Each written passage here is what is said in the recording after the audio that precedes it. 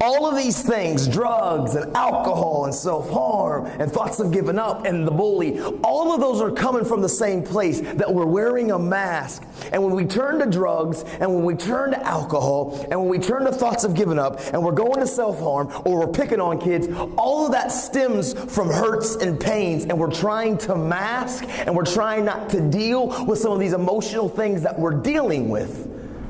The problem is, all of those options aren't the healthy way for you to live and to walk into your purpose, into your destiny. I want your dreams and your goals and the things that you're passionate about. I believe that all of you can achieve them, but you've got to begin to go about this in a different way. The reason is, many of us are going to this is because we've lost the ability to communicate.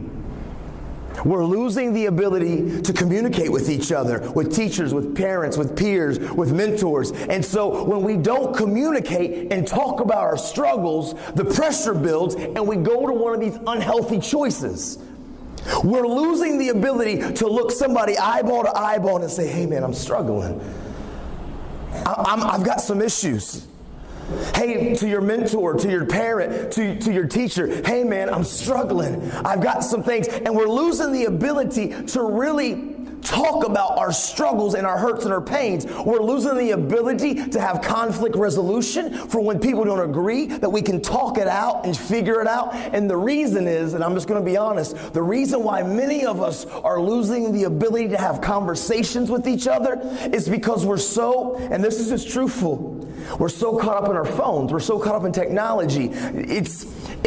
I am a huge advocate for smartphones and social media. I use it. I mean, when I say advocate, let me just say it this way. I am somebody who isn't coming down on technology. I think technology has great benefits. We're able to expand, to grow. But the problem is, because I use all of my socials, I'm huge on inspiring and motivating.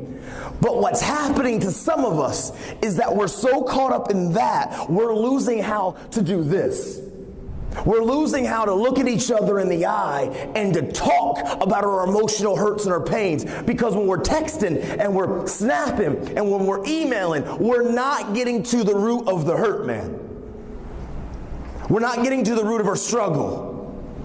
You've got to, if you're struggling with any of these things, thoughts of giving up, self-harm, drugs and alcohol, you're picking on kids, I'm telling you, and I know every bully in here, you don't enjoy the fact that you're ugly, rude, and nasty to people. Maybe you put off that persona, but when you're by yourself, you don't like who you are. And I know too well those of us that feel like we're alone and we're going to thoughts of giving up. Maybe I should just end it, or I'm going and I'm self-harming. I know you because I've lived all these things. I've been on the brink of it in my life. I can count the scars on my hands. I know what it's like to be involved in all of these areas. I've struggled with drugs. I've struggled with alcohol. At the end of the day, all of us that are dabbling in these kind of coping mechanisms, we're not okay with who we are.